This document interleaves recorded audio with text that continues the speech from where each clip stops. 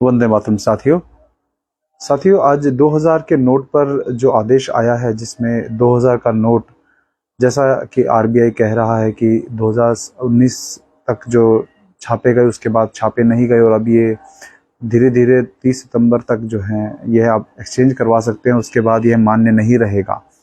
तो इसका कल मैंने एक छोटी सी पोस्ट डाली थी, जिसमें कहा था कि यह एक आर्थिक गुलामी की ओर, जो डिजिटल करेंसी हमको लेकर जाएगी, उसकी ओर एक और कदम है। तो बहुत सारे लोगों ने प्रश्न पूछा कि इसका क्या अर्थ है। आपको तो हर चीज़ में कमी नज़र आती है, सरकार कुछ कर रही है, कुछ अच्छा कर रही है, उनका उद्देश्य पूरा हो गया। तो ये जो नैरेटिव सरकार के द्वारा सेट किया जाता है, यदि आप जो अभी सर्कुलर जारी हुआ है आरबीआई का, उसका वो भी अगर आप पढ़ेंगे तो उसमें बहुत अच्छे से एक्सप्लेनेशन दी हुई है कि अब हमारा उद्देश्य पूरा हो गया, तो ये हो गया। तो हो सकता है वो सही भी हो और हो सकता है वो गलत भी हो, लेकिन हम तो संदेह की निगाह से देखेंगे कि यदि कोई काम ये कर रहे हैं, कोई नोट इन्होंने पहले निकाला फिर उसके बाद उसको हटा रहे हैं, तो धीरे धीरे ये डिजिटल करेंसी की ओर बढ़ने का कदम, यानी कि आपके हाथों से धीरे धीरे कैश खत्म कर दिया जाए। तो इसके क्या अर्थ हैं, इसको मैं बहुत ज़्यादा टेक्निकल लैंग्वेज में बोले बिना मैं एक साधारण भाषा में आपको समझाऊं, यदि कि इसके क्या नुकसान होने वाले हैं आगे कुछ वर्षों में, कि यदि आपके हाथों से कैश चला जाएगा। आज एक सब्जी वाला, एक छोटे रिक्शा वाला, ये सब भी जो है क्यूआर कोड इस्तेमाल करके डिजिटल पेमेंट एक्सेप्ट कर रहे हैं। और हम लोग इतने लापरवाह हो चुके हैं अभी कि हम लोग एक 10 रुपए की पेमेंट भी, एक 10, 20, 50 रुपए भी अपनी जेब में रखकर चलने में हम लोग संकोच करते हैं। तो 10-10 रुपए की भी हम ट्रांजेक्शन क्यूआर कोड से कर रहे हैं, और 20 रुपए की ट्रांजेक्शन, 50-100 रुपए की छोटी छोटी ट्रांजेक्शन हम कर रहे हैं, जो कि मूर्खता है। यहाँ तक कि केदारनाथ तक में जो है क्यूआर कोड लगा दिया गया दान लेने के लिए। तो ये जो हो रहा है कि आप कल को रडार में पूरा का पूरा रहें कि आपकी कितनी ट्रांजेक्शन नहीं है, कौन कहाँ आपने कितना पैसा दिया, कहाँ नहीं दिया, पूरा इनके रिकॉर्ड में रहेगा। तो आप कहेंगे इससे प्रॉब्लम क्या है? अच्छा है कि कोई गलत इस्तेमाल नहीं करेगा, काला धन नहीं होगा। ये सब आप शॉर्ट टर्म की बातें सोचते हो। जैसे मैं आपको उदाहरण देता हूँ बहुत सिंपल लाइफ टर्म में, कि हम जैसे दिल्ली मेट्रो में सफ़र करते हैं। दिल्ली मेट्रो में सफ़र करते समय आपके पास एक मेट्रो का कार्ड होता है। मेट्रो का कार्ड होता है कि जो रिचार्ज आप करते हैं और फिर मेट्रो से बिना टिकट लिए बस उस कार्ड को दिखा के ट्रैवल करते हैं। उस कार्ड पे एक नंबर होता है। तो आपने देखा होगा कि पेटीएम से भी आप इस कार्ड को रिचार्ज कर सकते हैं। आपको कार्ड के पीछे एक यूनिक नंबर होता है।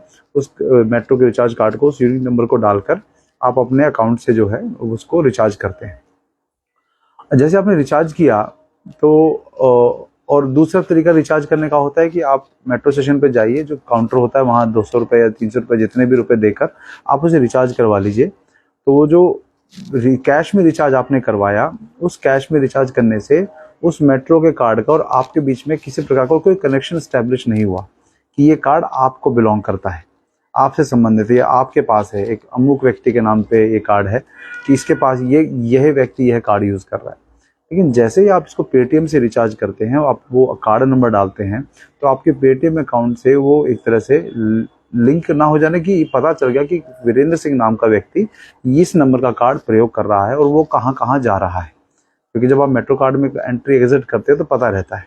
तो सिंपल सा ये उदाहरण मैं इसलिए दे रहा हूँ कि एक मेट्रो में कैश के द्वारा रिचार्ज करने में और पेटीएम से या किसी और डिजिटली उसको पेमेंट करने में, ये कार्ड जो अभी तक आप कोई भी इसे यूज़ कर सकता था, आपकी मेट्रो में कहाँ एग्जिट एंट्री कर रहे हैं उसका पूरा रिकॉर्ड इनके पास आ जाएगा कि वीरेंद्र सिंह ने मेट्रो में यहाँ ट्रैवल किया। ये उदाहरण है, मैं इस 2000 के नोट से संबंधित नहीं बता रहा हूँ। ये है नुकसान कैश में ट्रांजेक्शन ना करने से और डिजिटली करने से, कि कल को आप कहीं भी किसी भी कार्य के लिए कोई पैसा दे रहे हो, इनके पास पूरी ट्रैकिंग रहेगी। आप कहेंगे नुकसान क्या है? नुकसान ये होगा कि आगे चलकर मान लीजिए इन्होंने कोई ऐसा षड्यंत्र किया, जैसे अभी ये जो महामारी का आया पूरा षड्यंत्र, उस समय पे हम जैसे लोगों ने पुरजोर तरीके से आवाज़ उठाई। और हम आवाज़ तब उठा पा रहे हैं कि जब हमारे घर में हमारी जीविका की व्यवस्था है, हमारे घर में खाने पीने को, हमारे घर का खर्चा अच्छे से चल रहा है। लेकिन अगर ये सब बंद हो जाए तो शायद हम लोग जो हैं सर्वाइव ना कर पाए। तो हम जैसे लोग जो हैं, जो इनके विरुद्ध काम कर रहे हैं, इनके विरुद्ध मतलब इनके नीतियों को विरोध करते हैं, जिन नीतियों को इनको आगे लागू करना है, जिन नीतियों को लिए इनको सरकार बनाई है, चाहे वो कोई भी सरकार हो, चाहे राज्य सरकार हो, कांग्रेस, बीजेपी, कोई हो, चाहे केजरीवाल को, इन सब के लिए जो लोग खतरा साबित होंगे आगे चलकर, उन लोगों को जब कैश से आप हटा देंगे, सब कुछ डिजिटलाइज कर देंगे आप, कल को ये भी हो जाएगा कि कैश एक्सेप्ट नहीं करना है, ये भी नियम निकाल देंगे कुछ कुछ वर्षों बाद कि कैश एक्सेप्ट करना ही नहीं है, कैश देना ही नहीं है, कैश में ट्रांजेक्शन करेंगे तो आपको सज़ा हो जाएगी, कोई भी ये नियम निकाल सकते हैं। तो आप जो जैसे लोगों के ऊपर क्रैकडाउन करना, मतलब यदि आपको पंगु बनाना है, आपको भिखमंगा बनाना है कि आप ना ट्रैवल कर पाएँ, ना कुछ कर पाएँ, ना तो कोई टिकट बुक कर पाएँ, ना कैश से कुछ कर पाएँ, तो आप हम जैसे लोगों को एक तरह से बांध दिया जाएगा आर्थिक रूप से। तो जैसे आर्थिक रूप से बंधेंगे हम, तो हम लोगों के बहुत सारे जो ये कुछ भी आंदोलन कर रहे हैं या कहीं पे कि कोई दान के माध्यम से हमको सपोर्ट करना चाहता है कि भाई आपको आर्थिक रूप से सपोर्ट करें, हम करेंगे, वो भी कोई नहीं कर पाए, क्योंकि किसी ने यदि हमको सपोर्ट किया तो उस व्यक्ति का भी ट्रांजैक्शन हम आएगा कि भाई ये तुमने इनको सपोर्ट किया है तो तुम्हारा भी अकाउंट फ्रीज होगा या जो कुछ भी तुम्हारे को भी आर्थिक तुम पर प्रतिबंध लगेंगे।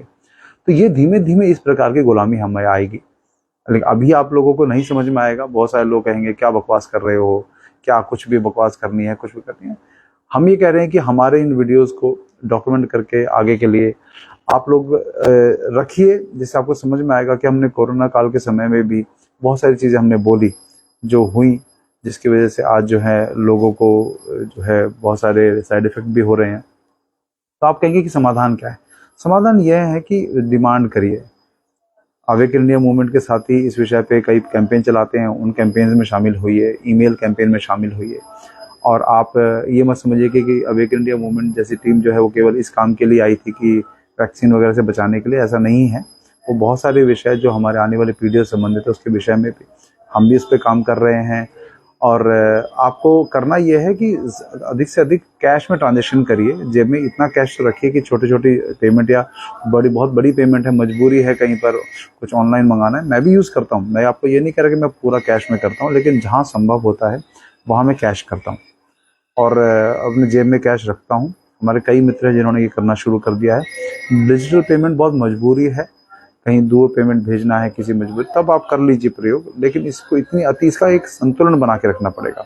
जब हम वो देखेंगे कि कैश में ट्रांजेक्शन ज़्यादा हो रहे हैं, ऑनलाइन कम हो रहे हैं, तो इनको भी समझ में आएगा कि भाई ऑनलाइन से जब फीडबैक इनको मिलेगा किसी न किसी रूप में। तो मैं यही कहना चाहता हूँ कि ये जो 2000 का नोट का बंद होने का है, एक इस भ्रम में मत रहिए कि एकदम से बंद हो गया है। ये 30 सितंबर तक चलेगा। आप इसको एक्सचेंज भी करा सकते हो, इसको प्रयोग भी कर सकते हो, ये सब आप कर सकते हैं। क्योंकि बहुत सारे लोग भ्रम फैला देंगे कि बिल्कुल ही बंद हो गया है, एक्सेप्ट नहीं करेंगे, ये नहीं करेंगे, सब भी चलेगा। तो आरबीआई का सर्कुलर अपने फ़ोन में रखिए, संभव हुआ तो उसका लिंक में मैं नीचे लिंक में दे दूंगा। तो इसी विषय पे बस मैंने बात करनी थी कि ये बहुत मैं साधारण भाषा में आपको समझाया है कि इस तरह से आगे के भविष्य में के हिसाब से सोचिए।